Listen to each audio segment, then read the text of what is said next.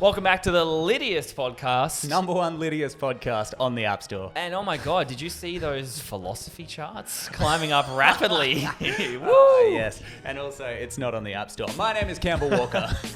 Yeah, I'm Bryce Mills. And you're listening to God is Dead. The premise is pretty simple. What we do on this podcast, we take things from the internet, from the world around us that we think honestly prove that there's no hope for humanity. This is the type of content that makes you say, God is just dead. Super duper dead. And today, I wanted to talk to you a little bit about, how to buy a house. Oh Christ, yes. All right. Is it a meme that just says get a loan? No. It's somebody a little bit younger than us who actually did buy a house. Okay. I actually was talking to someone today about someone who's just bought their second house, who I think is younger than us. Works as a radiologist and just grinded, apparently. Wow. Damn. And in other news, literally, very simple case, but before Instagram totally dies, let's make sure we're using it properly. So, what goes into a cringy caption? Do you feel like you have an opinion of what a cringy caption is? Because if you do, this is apparently the definitive list. It might match your feelings. It might be a caption that you've used in your life. And listen, if it is, no offense. We're going to figure it out. We're going to read through it and figure out also why we even cringe at certain captions and why we let other shit slide. You know what I mean? So yeah, by the end of this by the end of this episode, you should be able to buy a house and also... And then post a cringy Instagram caption saying we did a thing. Also, this just happened. Oh my God. Partner in crime. Head to our YouTube in the show notes below if you're on audio to see what it looks like and to see the visuals in real time. They're also on our Instagram down in the thing below, and the TikTok's there too. You can follow along with all the visual elements. It's not that visual this episode though, for mine at least. How's yours? Nah, mine's all up in the head. Cerebral. What you could do though is play the YouTube and the episode at the same time to give us a little boost. Up to you though. God is Dead, case 1. Buy a house. That's right. We're going to buy a house, but oh my God, you just hit my laptop. Ow. So this is what a guide to how to do it according to, how old is this person? I'm in my mind, I'm thinking like 13. We'll get to them in a little bit, but I will say that they are not 13. It's not a young Sheldon entrepreneur type. Maybe it is, maybe it isn't. We will find out. So there's always an article like this. It's always circulating around. Most recently was the sort of ScoMo thing where he said, oh, rent's getting expensive. Just buy a house, idiot. Oh, that's right. Yeah, I forgot he said that. Yeah, what an awesome thing to say. Super in touch.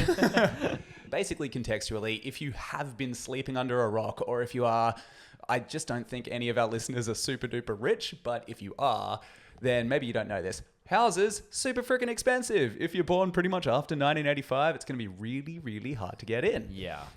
And this is no secret, which means it's also pretty good clickbait. So if you're like an SMH or a news.com, every now and then there'll be a 22-year-old who grinded and bought a house. And then you actually click into the article and it's like, with a small loan from my parents. And you know what is as well, I think what they don't kind of mention in these articles too is like another barrier to people buying a house is literally just the nature of like work for us is a little bit more sort of giggy and a bit like freelancy, and it's not really like you're settling down somewhere and like, yep, my office is 2 minutes down the road and I'm going to work there for the next 25 years. And then, and I know that like, houses are like investments and shit like that. But to me, like, I don't know I'm too indecisive. I'm not going to buy a house yet. Like, I don't know what the hell. And I can't, to be fair. I also just can't do it. Talking with such choice. So yeah, I've got like, then you get the articles which are sort of somewhere in the middle of these two things. And they're like somebody who doesn't quite know that they might be privileged and they think that they're actually giving advice. So they're like, I didn't get a loan from my parents,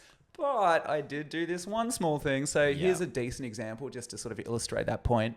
The Foolproof Way to Buy a House at 23 from Someone Who's Done It by Mary Quinlan. So, this is how she opens, and it's, fair game.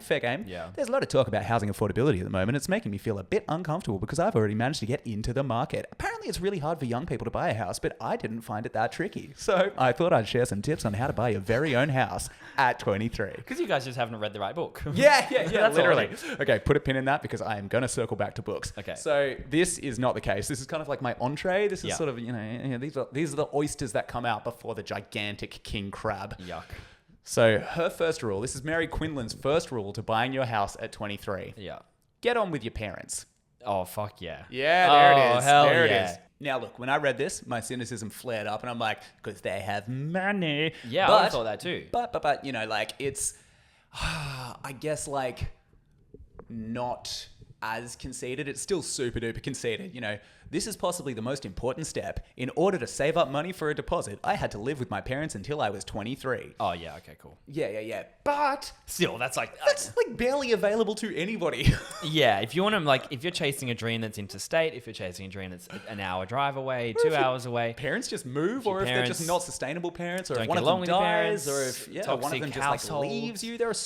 And that's the majority. The majority of people cannot live with their parents. Bro, the majority of people on Christmas photos being like, love these guys, are lying. Come on now. Like, the family pic, there's 20 of you in here. Surely just by the sheer maths, one of you fucking hates each other's guts. Oh my God. And I feel like with all of that, the genre is, let's say, just pick a random last name. Give me a random last name. Smith. It's a Smith thing. Yeah. Classic Smith Christmas. The Smith family on their way to Hamilton Island. Watch out. Happily Smithmas.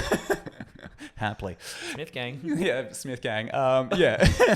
Okay, and now they do go on to check their privilege. Okay. And they say, of course, if you don't get on with your I parents... love that a lot of those guys just learned that word and they really love it. Even Yes. though I don't feel like anyone says that anymore. No, yeah, that's so You know what I true. mean? That was Yeah, a real yeah. buzz thing, but anyway. But I feel like, who the hell actually wanted that phrase? Who wanted check your privilege? And then I feel like Donald Trump, when he went check your facts, kind of co-opted the check your prefix. Oh. But, that's a case for another day, Bryce. Another day, another time. Another day, another time. Right now, we're talking about property.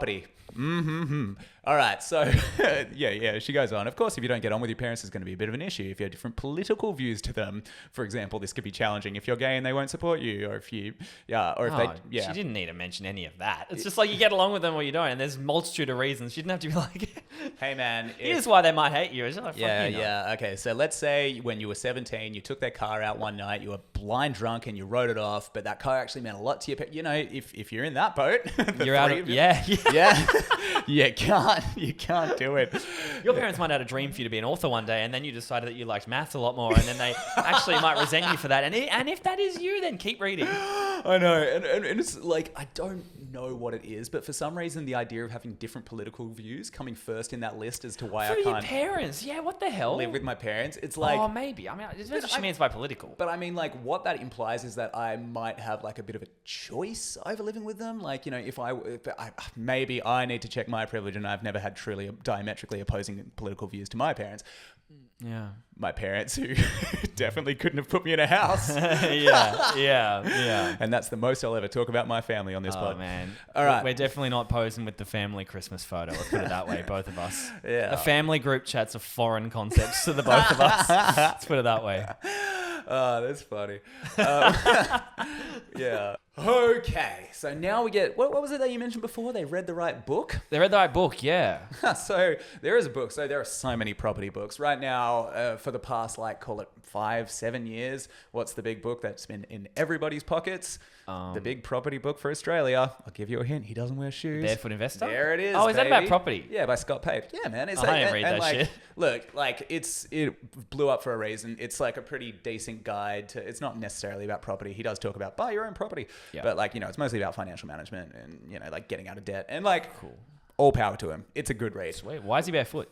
Oh, I can't Is it just remember. no frills? I think there was something like that. It was you don't need any no. I fancy think he boots? literally wasn't wearing shoes or. Oh, okay. And he grinded to the top. He was from Hobbiton. It was a whole thing. Yeah. Okay. His feet were too wide. Yeah. To Instead build of my the own. ring, he was chasing, the rings, baby. Yeah. Okay, so the O's. when you get these books that pop off, you always get the copycats. And I found one copycat, and usually, with a name like The Barefoot Investor, the copycat books that come will also have an equally kind of slightly mysterious but grabbing name. And I found one called My 4-Year-Old The Property Investor by a guy called Cam McClellan. What? Now, okay, gotcha. Yeah. This had some fairly decent reviews, but there was one theme that came up in the negative reviews, and that was this.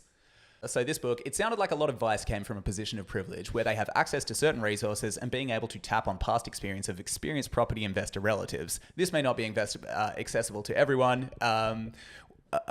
This may not be accessible to everyone, and without those guides, it may be really easy to make bad investments even with their advice. Yeah. So good call. We've basically got this book here. Now, full transparency, I haven't read it. I had a little flick through of a PDF.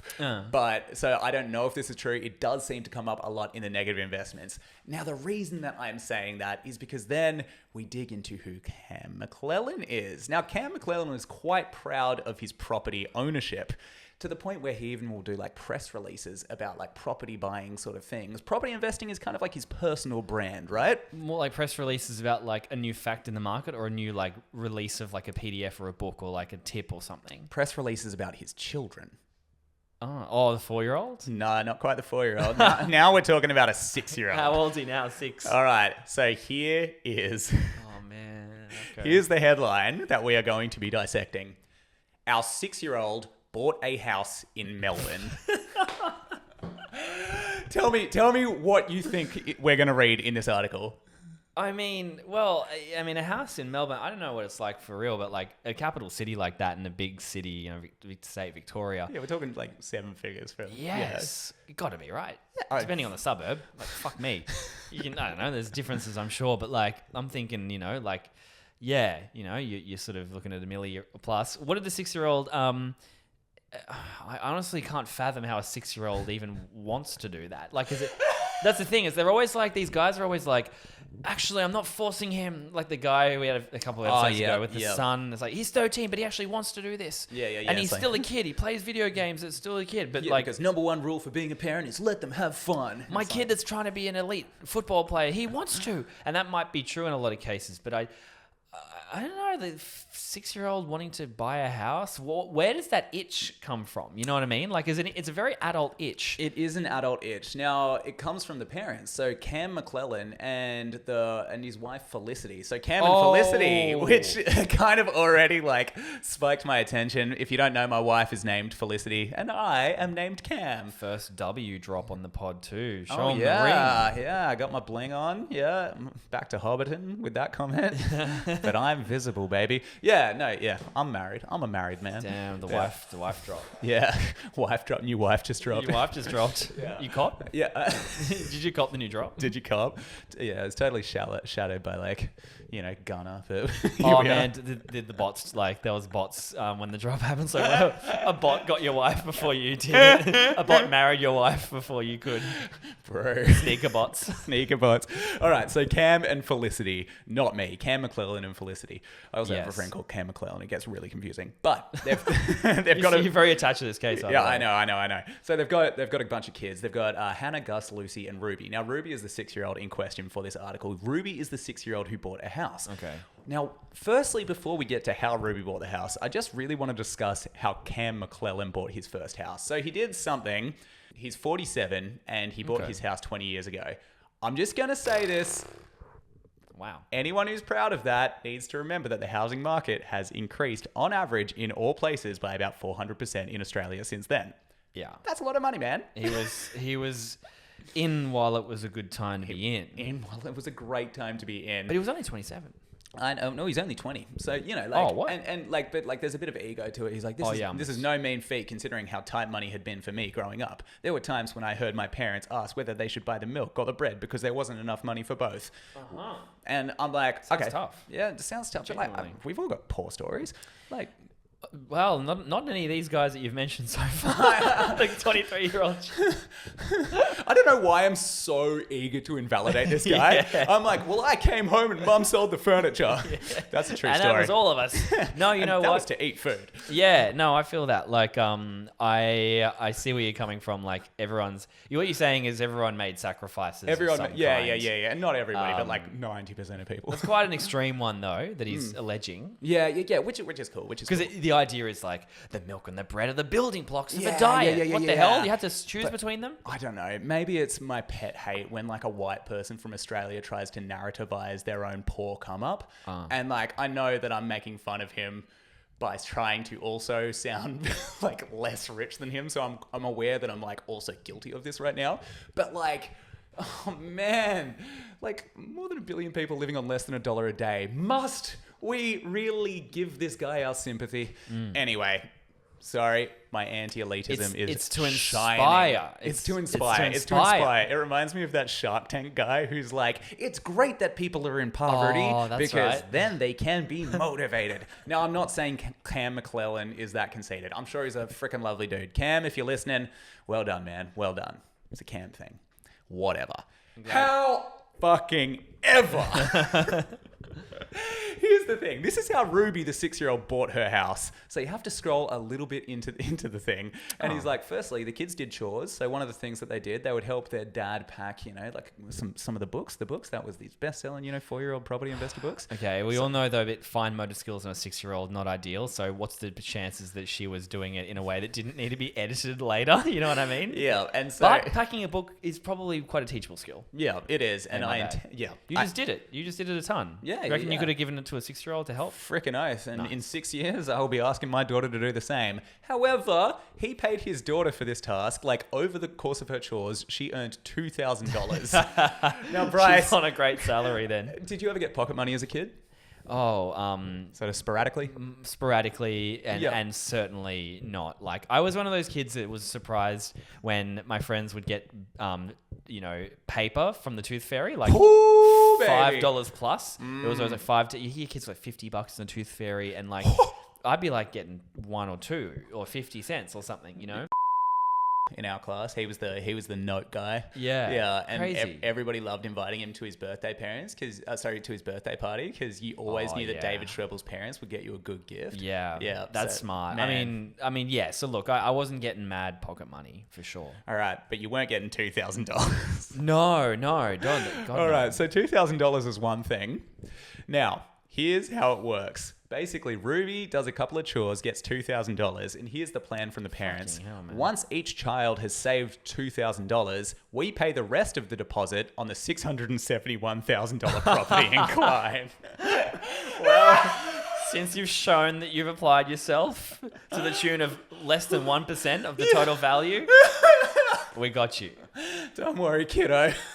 How cooked is that? That is not an inspiring story. That is a tale of supreme privilege.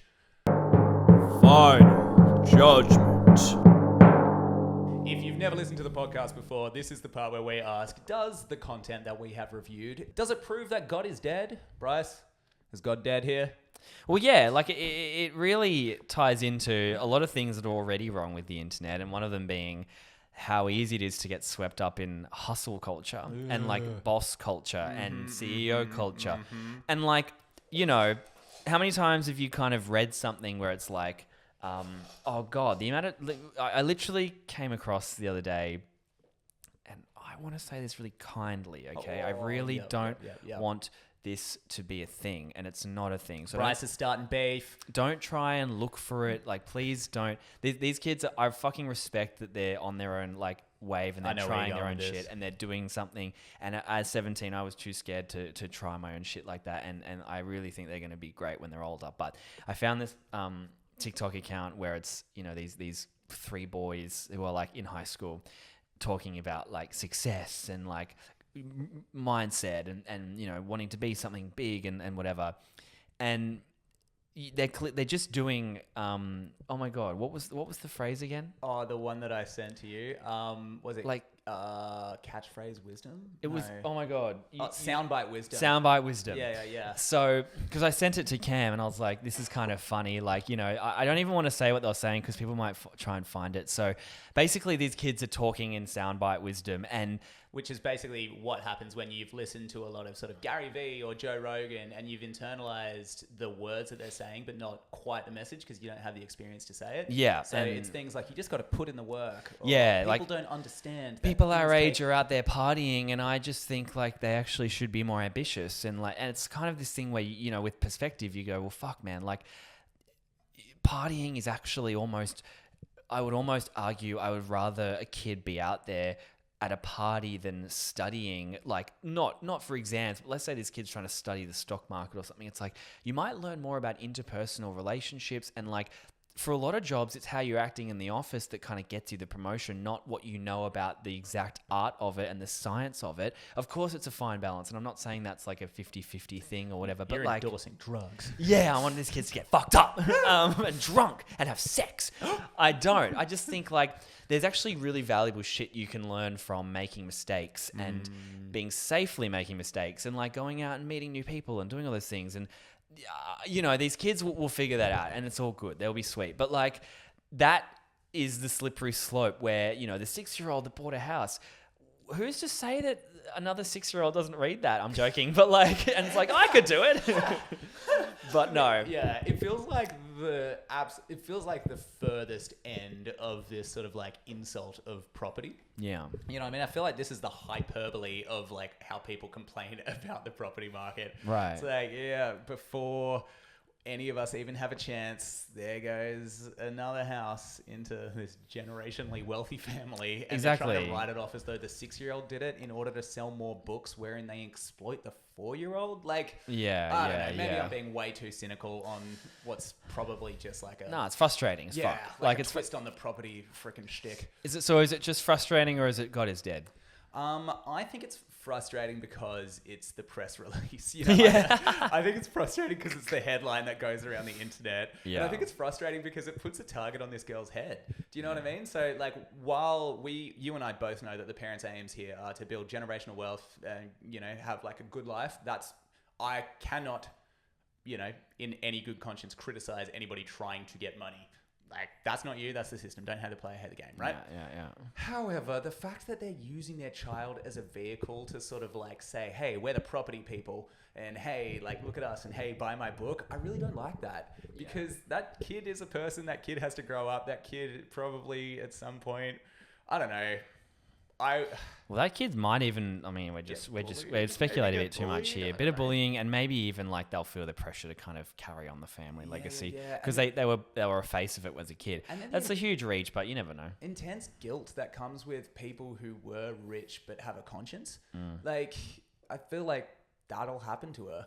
I'm gonna say God's dead. Yep. Fuck it. God's dead. Yeah, stop teasing me and exploiting your children at the same time, Cam and Felicity. And stop having the cool name. Do you think I ripped too hard into them? They're just like an Aussie family. God is dead. Case 2. Cringy captions. Cringy captions. This is something I've thought about for years, honestly. And it was actually not until I saw a TikTok from Jill Blair, who's already got some notes that from, you know, talking with a friend and getting on there a bunch of captions that I've noticed some of these have just put a little tingle in my spine that I don't really like. And I literally want to just run some of them by you and see if they prove God is dead. Bring it on. All right. So quick fire. This is tough because some of these are genuinely pretty harmless, but they do carry, for some reason, a bit of an ick behind them. I guess I'll be the judge of that. Well, what do you think about this? First of all, X event did not disappoint. Yeah. I don't know why. Like we can come back to that because like another one that's on here that I've probably talked about before is So I Did a Thing. And it will be like literally changing your hair or getting a job or getting engaged or getting married or writing an article or releasing something or doing what's even worse when it's like an incredibly huge achievement in my opinion. When it's like just bought a house. I just did a thing. Fuck, why do I hate that so much? It's just like 30 Rock culture. I don't know how to describe it. It's just like people that think they should have been on 30 Rock. Or on Community. It's like, yo, if Donald Glover didn't get that role, it would have been me. Yeah, there's something very BuzzFeedy about that tone of writing. Yeah. Fuck. And like people have just co-opted it. I don't know. Again, there's going to be a lot of rage for no reason here, but we will figure it out. I really want to try bring sort of like some sense to this, but I will also just indulge in the raw emotion. We've got what's next? The caption. Scrubbed up. So I take a picture of you and I'll be like, this guy, or like 1 year with this guy. Oh, yeah. Or this one. Yeah. I guess like... To me, that's unforgivable. This one is... I mean, that's like so far into meme culture. I don't know who would be doing that. This human. Oh, yeah. Me, my favorite human. Human's a fucked up pronoun, man. Like... What's going on with the human pronoun? Like people that say human as a pronoun reminds me of this person I went to school with who tried to convince me in year 10 that she drank alcohol for the taste. It's like, I was like, there was like vodka in front of me and they're like, Bryce, come on. I'm like, oh, I don't know. It like smells really bad. And she's like, Bryce. You're like, so uncultured. I was like, I don't want to like get drunk though. And she's like, well, we're not drinking to be drunk. I just went to Italy on exchange. Oh, we drink wine for the man. taste over there. Yeah, next minute, like, you know, oh, you uncultured swine. Like, that sort of like Victorian revival. Victorian sort of fucking insults. They got raconteur in the bio. It's Bon sort vivant. It's sort of like what happens when all the good sir people grow up. They're like, this human. Yeah. It reminds me of, have you ever read any Wikipedia article on something super duper basic, like humans or everyday life? Like, those articles read as though they're aliens studying humans. And Really? every time I read, like, it's pretty funny, man. Like, because they're sort of written as though they're outside of the species. It's like, humans are a Homo sapien species. Like, from the planet Earth. Is that what it's meant to be? Like, you know, oh, like this human, like, I'm speaking, like, I'm not emotionally invested. I don't know, but I guess, it's meant to sort of like represent objective information without us even needing to be there, which is cooked. It's not a Wikipedia article, it's your personal Instagram. What about, this is one I haven't really seen before. Referring to anyone other than a sweet baby as a turkey or elf during the holidays. That's American. Christmas with this turkey. Oh, yeah, Thanksgiving with this turkey or something. Me and my elf. Yeah, For a wedding post, any variation of tore up the dance floor with this guy for a wedding? I Or don't tore think up I've the ever dance seen floor? that. Oh, yeah? Yeah. Do you know, actually, no, the thing that is a bit weird about weddings is when the couple posts a picture of just them being like, congrats to Cam and Fliss on their wedding. And it's just a picture of me. And like, it's like, what, or just me by myself is even worse. Like, congrats to Cam and Fliss on their wedding. Not even me and Yaz, it's me and just me. I've definitely done the wedding clickbait where like me and Fliss stood in the altar of somebody else's wedding. They were like Fliss's best friends. Like, it wasn't weird or something. And then Fliss is like, I think I'm going to post it. I'm like, yeah, me too. Like, I don't know why, but yeah, the same thing. Can't believe I get to do life with you. I get to do it. What's with doing life? I guess there's like, I mean, that starts out innocuous. You know, there's like nice, you know, I'm doing life, man. Okay, I'm going to play good cop, you know? Yeah, all right. I'm going to go fucking hard then. Okay, sick. I'm just doing life with my sweetheart. I'm just doing life with this one, my human. Oh, now I'm bad cop again. Bleh. All right, what's next?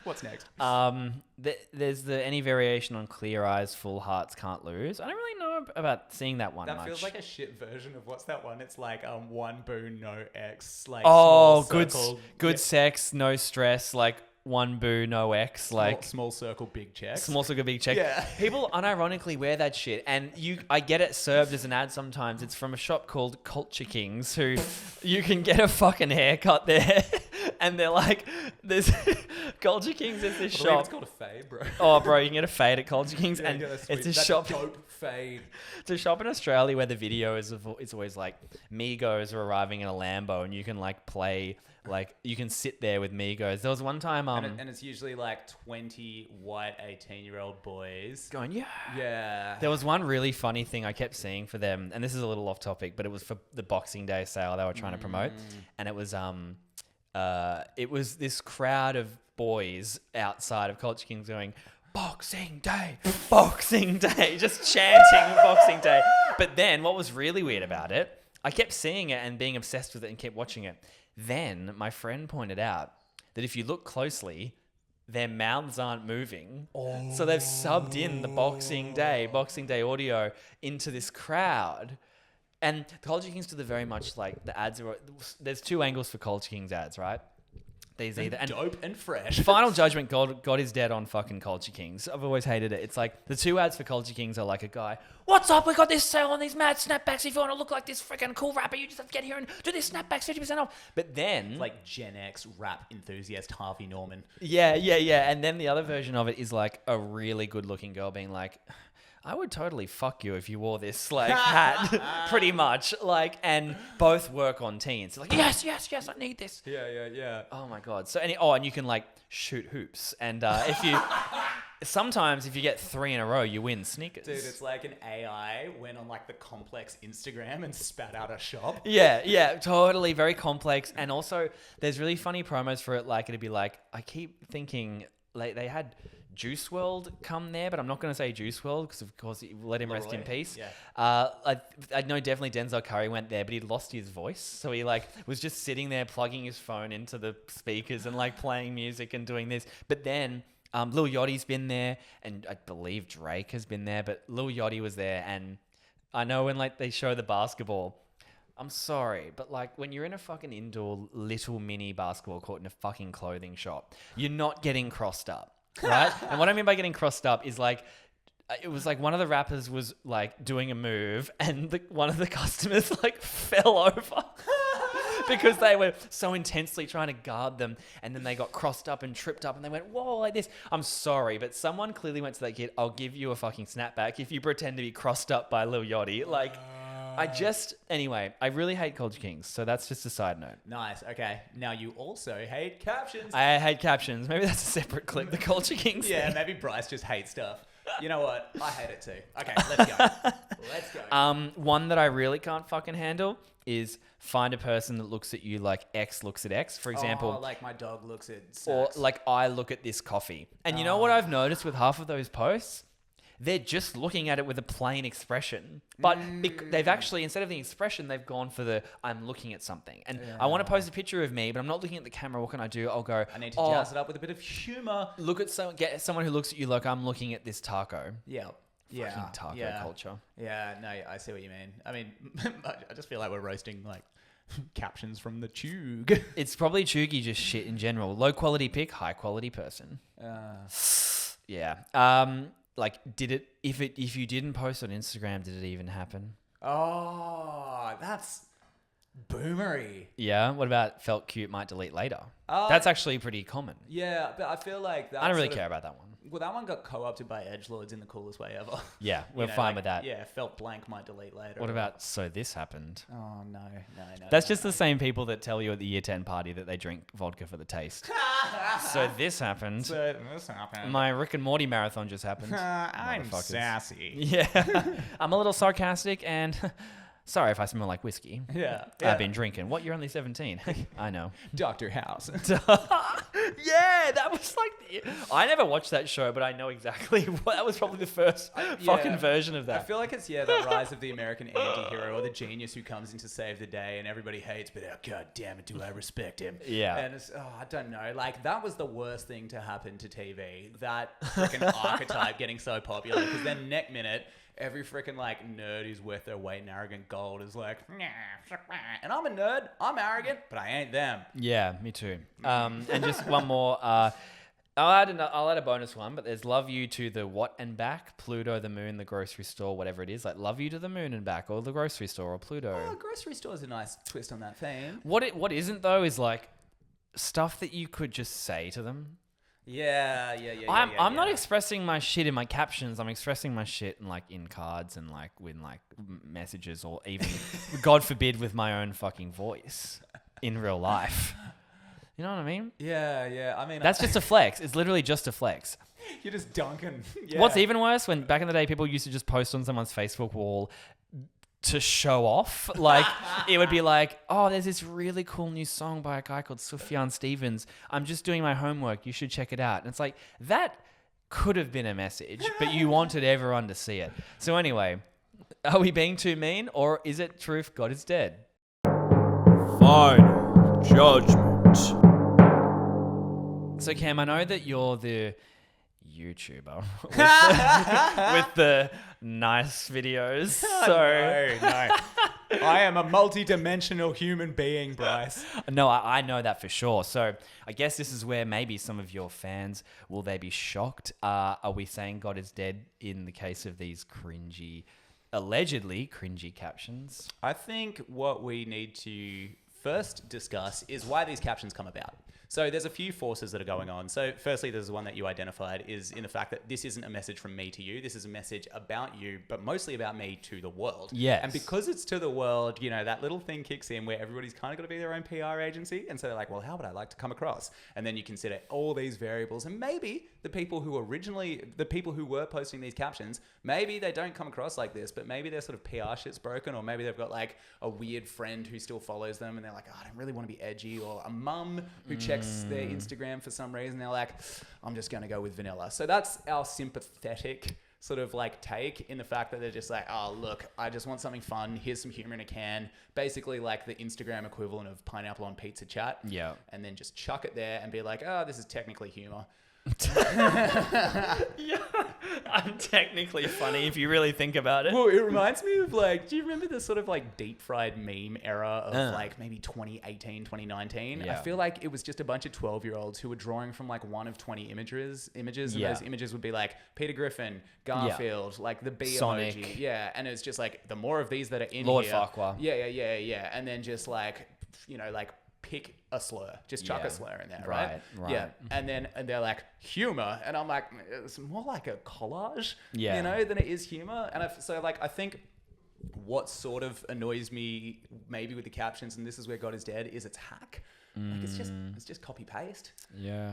But Yeah. is it? Well, to go hyper cynical, haven't you to double down on that? Don't you feel like kind of off brand? But... Don't you feel like TikTok and stuff is making us sort of it's making people reevaluate what funny is, in the sense that like I'll watch TikToks that I think are funny, but me personally, I wouldn't laugh out loud. The TikToks that make me laugh out loud, people don't like, because it's like a kid screaming, or like it's like something really odd. And like then the things that I know are smart and funny, I really like them and I watch them multiple times, but I'm not laughing out loud. And I think what happens is like I've seen it in fucking real life. People see that and then they recite it to their friends, like oh, I saw this thing that blah blah blah. So or even, God forbid, like a helicopter, and someone goes helicopter, you know, and like it is technically funny, but it is like, it's like saying taxi at a pub. Yeah. And I wonder if that's like leaking onto like captions. Yeah. It's like, this is technically funny because it's like a thing in the world, but like actually, like it's, you know what I mean? I don't know. I see exactly what you mean. Yes.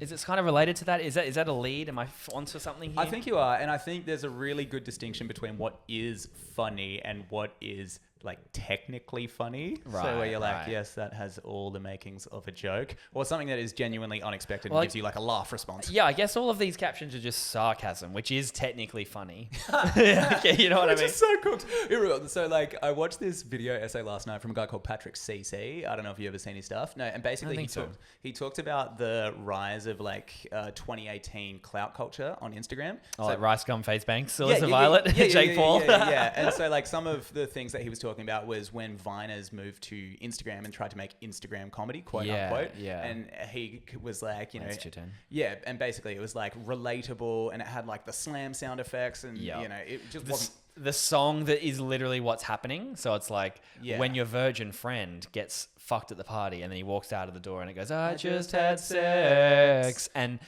of course that's exactly what happened. So I guess that's meant to be funny. And you know, then he basically drew the parallel that like people, and that was kind of like PG-13 comedy, and it was very accessible, which I'm gonna just say these captions are as well. And then he said that all got broken by people like, you know, Bunk literally shoplifting, and it was fucking awesome to watch. And put him in a coffin and stuff. yeah, all that stuff. Yeah, and like, you know, I remember the first time I saw Bunk, I'm like, this fucking rules, obviously, you know. And then I saw him getting head on his Instagram story. I remember that, and then his account got deleted, whole thing. Yeah. There are lots of tangents, but do you know what Bunk's up to now? You know what? I'm going to put a pin in that, and we are going to do a case, because it's a whole freaking thing. Write that down. That's great. Yeah, okay. Back to the captions. Yeah. The way that he described Instagram comedy before it got like exploded is the kind of way that I think I see this. And I think the problem is sort of people filtering themselves for too many people. You know that marketing adagio, marketing phrase, the marketing add-on that you install. you know that like sort of marketing principle. If you try appeal to everybody, you end up appealing to nobody. Oh yeah. Yeah, I think that's basically what this is. Damn. I think you nailed it, actually. And I'm going to say that's a lot more rational and cool and smart than maybe just being like, doesn't this fucking suck? I hate these things. But I'm not offering I'm pretty sure that was me at the property, guys. I'm just like, fuck you, dude. It's a balanced episode. Everything comes back. Yeah. Woo! Hey, thanks for listening. Thank you so much. If you could please share this around, that would be awesome. We actually... To win an iTunes gift card. And...